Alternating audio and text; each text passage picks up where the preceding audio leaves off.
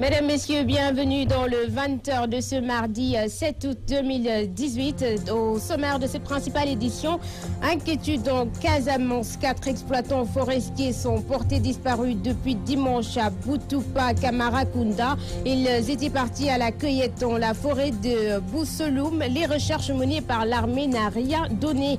Remous au conseil municipal de Keur-Massar. Des conseillers municipaux dénoncent un deal autour d'un pactole de 100 millions de francs CFA et accusent le maire. Ce dernier répond par le silence. Et puis, vive tension à Maki. Un litige foncier oppose les populations à un promoteur privé, à l'origine un terrain destiné à la pratique du sport et sur lequel des privés voudraient mettre la main. Voilà pour les titres. Quant au développement, c'est dans une poignée de secondes.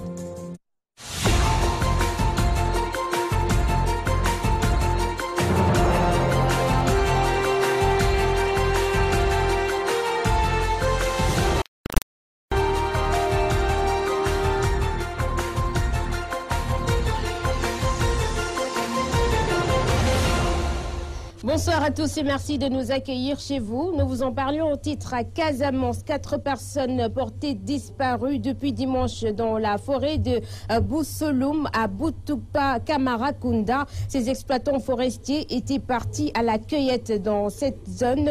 Depuis lors, aucune nouvelle malgré les intenses recherches menées par l'armée dans les familles. C'est la grande inquiétude, nous renseigne Amadi Khalilou Djemé.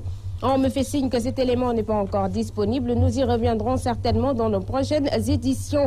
Projet d'installation de cantine au marché Aïnou Madi de Keur-Massar. Des conseillers municipaux soupçonnent un deal autour d'un pactole estimé à 100 millions de francs CFA. Il pointe du doigt le maire Moustapha Mbang et menace de saisir la justice. Le mis en cause a opté pour le silence. Théodore Semedo pour plus de détails. Fronde à la mairie de Keur-Massar, des conseillers municipaux contre la gestion du maire Moustapha Mbeng dénoncent une nébuleuse de 100 millions dans le projet de construction de cantine au niveau du marché Aïnou Madi. C'est une véritable nébuleuse. Et ce qu'il y a, c'est qu'avec le deuxième hangar dont la silhouette est là, tout l'argent a été versé par avance. Et ce deuxième hangar a une superficie un peu plus large que l'autre qui a donné les 170. Donc si vous prenez la concomitance avec ces deux-là et cet argent qui a été ramassé, vous avez 100 millions dont on ne retrouve pas les traces. Considérant que beaucoup d'argent avait été soutiré à ces braves marchands dans ce premier hangar déjà réceptionné, environ 85 millions de francs, dans une procédure irrégulière et illégale, ce pactole devait constituer des recettes budgétaires et se retrouver au trésor dans les ressources municipales de Keur-Massar. En tant qu'institution parapublique, il n'y a rien qui puisse être fait qui ne soit référencé à la loi. Je le lui ai dit et je lui ai dit que la Constitution étant au sommet, voilà pourquoi chaque fois que vous prenez des actes, vous mettez, vu la Constitution, vous vous référez général des collectivités locales. Ça signifie tout simplement que les instruments juridiques doivent vous concerner quand vous êtes en train d'acter. Et c'est ça qu'il ne fait pas. Ces élus locaux de Keur-Massar qui déplorent également la complicité du sous-préfet actuel de l'arrondissement des Niayes, Omar Dia, menacent d'ailleurs de saisir la justice. Aujourd'hui, nous avons entendu par l'entremise du délégué du marché qu'il a levé l'interdiction sur les chantiers du marché Aïnou Madi. Sur quelle base? Nous voulons le savoir. En tout cas, nous n'excluons pas. Si effectivement il faut engager une procédure administrative contre lui auprès de la chambre administrative de la Cour suprême, nous le ferons. Inch'Allah. Et nous écrirons au président de la République, nous écrirons au ministre de la Justice, au ministre de l'Intérieur, à l'association des maires du Sénégal, au Conseil des collectivités territoriales. Partout nous dirons cette affaire parce que c'est une affaire de deniers dans l'intérêt des populations et point, rien d'autre. Le maire de Keur-Massar, joint au téléphone pour avoir sa version, a fait savoir qu'il ne préfère pas répondre et qu'il laisse le soin aux commerçants de s'expliquer dans ce dossier. Quant au sous-préfet de l'arrondissement des Niayes, Omar Dia, ce dernier a fait savoir qu'il y a eu bel et bien protocole d'accord entre le maire Moustapha Mbeng, le comité de gestion du marché Aïnou Madi et le promoteur. Théodore Semedo, Kermassar, Walfadjri. La commune de Taïba Ndiaye est sans eau potable, une situation qui ne peut plus durer selon les populations. Elles exigent de la nouvelle société en charge de la gestion de leur forage le respect de toutes ces explications. Ibrahim Mandjaï. Les populations de la commune de Taïba Ndiaye dans le département de Tivaouane souffrent d'un manque d'eau criant, une souffrance qui hante le sommeil des habitants qui se mobilisent pour manifester le ras-le-bol. Moumoudou Sarr est le coordinateur. Depuis quelque temps, on ne peut plus avoir de l'eau. Il faut en tout cas se réveiller à 4 h du matin pour prétendre en tout cas avoir quelques bidons. Et je crois que cette situation ne peut plus continuer. Taïba Ndiaye a eu son forage depuis 1981 et depuis là, on n'a jamais eu ce problème-là. Il a fallu attendre qu'on a en tout cas commencé à vivre ces problèmes. Alors parce que c'est à la suite d'une mauvaise gestion. Ce qui est déplorable encore, c'est que l'équipe sortante, quand Aquafor est venu, ils ont donné le forage sans que les populations en soient informées. En catimini, ça c'est anormal. Elles exigent que lumière soit faite sur le patrimoine que le comité local de gestion a légué à Aquatex. Nous interpellons d'une part l'équipe sortante pour une situation en tout cas technique et financière à laquelle donc le forage a été donné à Aquafor. Deuxièmement, nous exigeons aussi à ce que le patrimoine que le comité sortant a légué à Aquatex, les nouveaux repreneurs. Ces populations exigent également à la nouvelle société repreneuse de la gestion de leur forage de respecter ses engagements. Nous leur exigeons que la situation de la distribution de l'eau redevienne à la normale dans les plus brefs délais. Nous demandons également à Aquatex d'assurer et de terminer l'adduction d'eau dans les quartiers nouvellement lotis. Nous leur demandons aussi de reprendre le réseau parce que vous savez, tout le monde que le réseau à Taïba Ndiaye surtout est tellement vite que ça date de 1981. Ça figure dans les termes du contrat, donc nous leur exigeons à que ce terme-là soit respecté. À Taïba Ndiaye, il y a un doute qui persiste sur la qualité de l'eau. Il y a d'aucuns qui pensent que la nappe a été infectée par les puits des ICS. Nous exigeons d'Aquatex également qu'on fasse des relevés pour analyser l'eau. Ne pouvant plus vivre dans cette situation de manque d'eau, elles interpellent les autorités étatiques qui doivent intervenir pour régler ce problème définitivement au sein de leur localité. Taïba Ndiaye, Walfadjri Radio TV, Ibrahim Ndiaye. Cap sur Saint-Louis, où 22 agents du nettoiement réclament 3 mois d'arriérés de salaire à leur employeur. En proie à de nombreuses difficultés, ils espèrent entrer dans leur fonds avant la fête de Tabaski. Écoutons Talam Fall de la FJTS, porte-parole du jour. Il est au micro de Gabriel Barbier.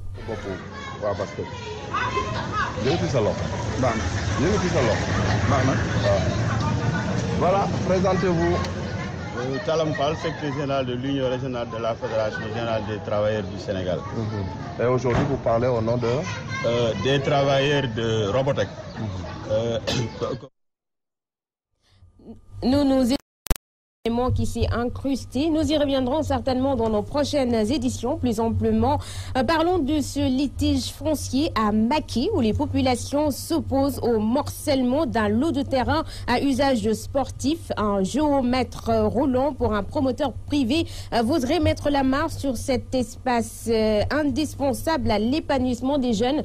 Nous y reviendrons également dans nos prochaines éditions, mais ce sera avec la correspondance de Mamadou Matarsar. La Fédération PDS de Rufisque lance sa grande offensive pour la reconquête du pouvoir. Au cours d'une assemblée générale, les libéraux ont mis en garde Macky Sall contre toute manipulation tendant à empêcher la candidature de Karim Wade. Voici Mamadou Ndoye, il est au micro de Najib Sagna. La réunion d'aujourd'hui porte essentiellement et surtout sur Macky Sall. Depuis qu'il a été élu président de la République, il ne fait que tâtonner, ce qui montre son incompétence à diriger le pays. Les Sénégalais sont fatigués. Les populations n'arrivent plus à manger à leur faim. Les populations ont soif. Et au lieu de s'occuper des problèmes des Sénégalais, Macky Sall ne pense qu'à sa réélection.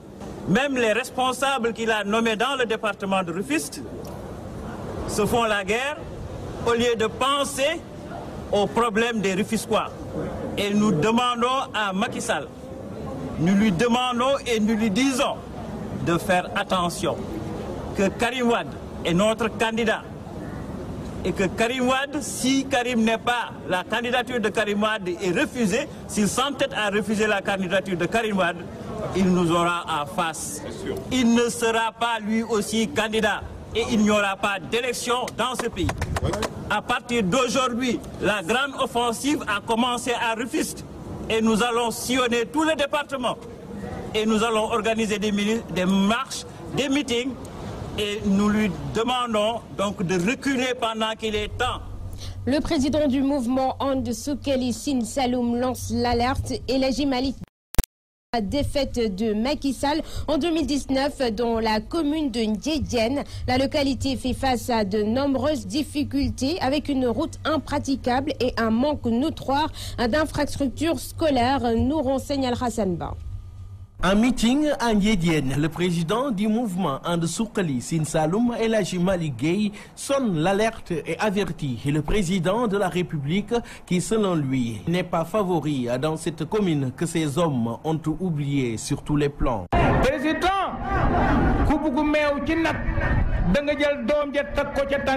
Monsieur le Président, il faut être vigilant et très exigeant avec les trompeurs qui ne cessent de vous raconter des contre-vérités car dans cette zone, les populations souffrent énormément. Regardez ces milliers de militants autour de moi. Ils ne sont pas du tout contents. Et s'ils ne votent pas pour notre coalition, on va perdre la commune dès les premiers tours en 2019. C'est très urgent. Il faut régler cette situation au plus vite car le temps nous est compté.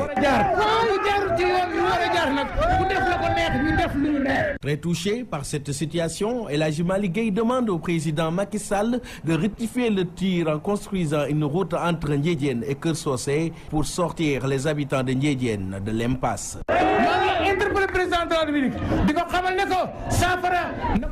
J'interpelle le président Macky Sall. Cette situation que vivent les populations de Ndiédiène en particulier et du Sine Saloum en général ne peut plus durer. Il faut apporter solution à ces problèmes de route, de CM et de lycées modernes, car on en a vraiment besoin, surtout ici à Ndiédiène. C'est des exigences, monsieur le président de la République, car c'est leur droit les plus absolus. Étant partisan du pouvoir, l'ex-député de Latmingué dit seule la vérité l'intéresse, même s'il faut le dire au président de la République et au nom du Sine Saloum.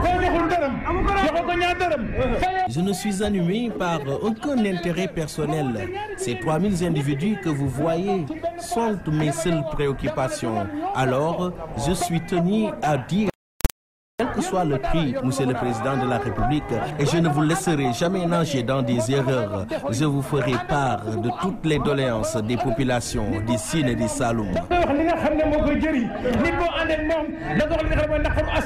Pour rappel, ce meeting de Ndiédiène fait partie d'une série de rencontres prévues dans le Sine Saloum initiées par le mouvement And Soukeli Sine Saloum. Ndiédiène, Al-Hassan Ba, Walfadjri. Al-Hassan Ba, l'APR de Rufisque prépare activement l'inauguration de l'arène à Tour de Diamniadio. Lors d'un meeting présidé par Aminata Touré, les apéristes ont aussi mis en garde ceux qui tentent de saper l'unité au sein de l'APR, nous renseigne Najib Sagna.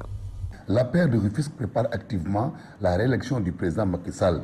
Ce sont les jeunes qui ont organisé les consultations sur le parrainage sous la direction de Mimi Touré et du coordinateur départemental Oumar Gueye Mimi Touré.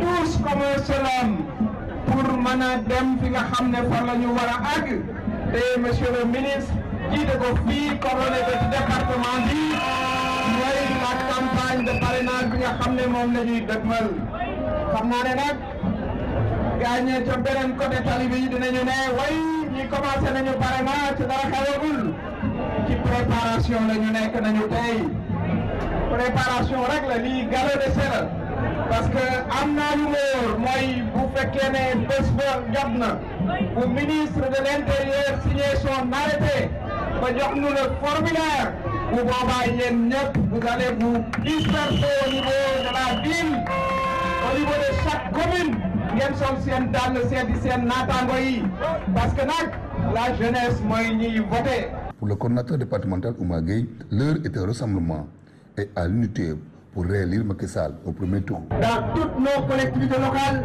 nous devons mouiller le maillot. Mani, quel que soit le nombre de temps que nous avons disponible. Téléphonie, nous avons oublié sur le bureau, nous avons oublié sur le cœur.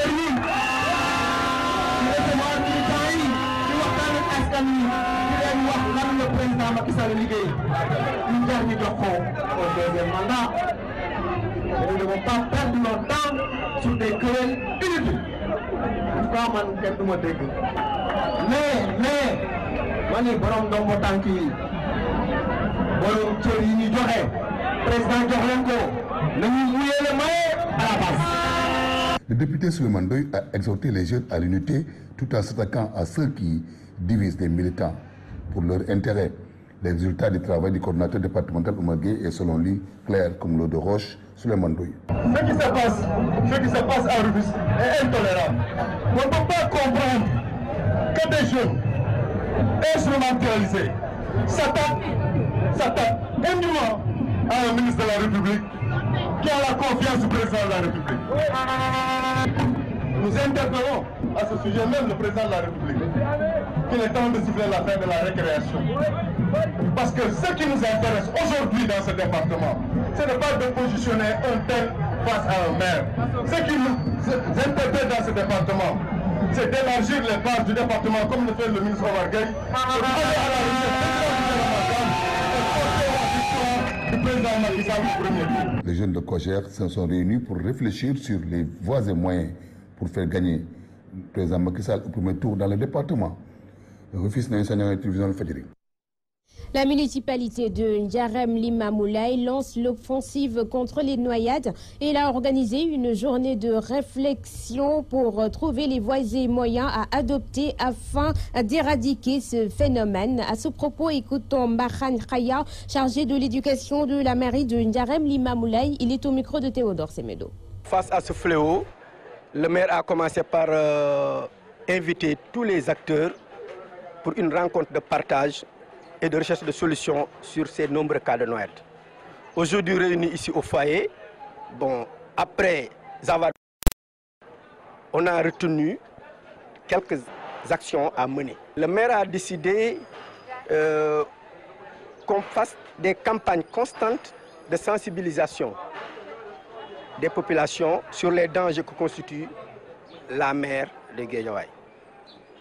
Il a décidé aussi qu'on installe des panneaux de signalisation, des panneaux d'interdiction de baignade, comme il y en avait dans le temps. Il a décidé aussi d'amener des volontaires de la commune le long du kilomètre de plage qui nous concerne pour dissuader les enfants à la baignade et aussi pour les encadrer un peu dans le respect des signalisations routières. Sur le kilomètre, il n'a pas encore donné le nombre, mais en tout cas, on en a assez pour quand même jalonner le kilomètre de côte qui nous concerne. Donc, parmi les mesures, on a demandé à la police de faire des rondes quotidiennes au niveau de la plage pour dissuader aussi les éventuels baigneurs, aussi pour dissuader les agresseurs potentiels qui rôdent au niveau de la mer et des flaos. On n'a oublié aucune frange de la population. Et le maire a convoqué depuis les imams, donc les grandes personnes, les notables, les délégués, jusqu'aux associations de jeunes et les ASC. Donc on n'a oublié aucune frange de la population, en partant des imams jusqu'aux jeunes. Les ASC, leur rôle, c'est dans la sensibilisation des parents et de leurs pères aussi. Donc ils peuvent jouer ce rôle-là au moins. Les camps de vacances, comme il avait dit tout tantôt, même les cours de vacances, ils peuvent y mettre la main pour aider à retenir les enfants dans les quartiers. L'Institut Ahmed Sahir Lo prime ses meilleurs élèves. Au total, 107 élèves formés aux techniques de mémorisation du Coran et des bacheliers ont été honorés pour leurs brillants résultats. Écoutons Mourtada Diop, responsable de l'Institut. Il est également au micro de Théodore Semedo. Chaque année, nous organisons une rencontre pareille pour célébrer les enfants qui ont mémorisé le Coran. Cette année, nous avons eu le privilège de célébrer, de fêter 107 élèves qui ont, par la grâce de Dieu, mémorisé le Saint-Coran. Et aussi 12 étudiants qui ont eu leur licence et nos bacheliers. Nous avons présenté 32 bacheliers, 32 élèves, 32 candidats. Et par la grâce de Dieu, 31 ont eu leur bac. 17 ou 18 avec mention. Nous en remercions Allah tout-puissant. CFE, nous avons pour le brevet 27 sur 27, donc 100%. Hein. Le thème de cette année, c'est les orientations coraniques pour la paix, pour la stabilité et la paix. Donc l'unité et la paix.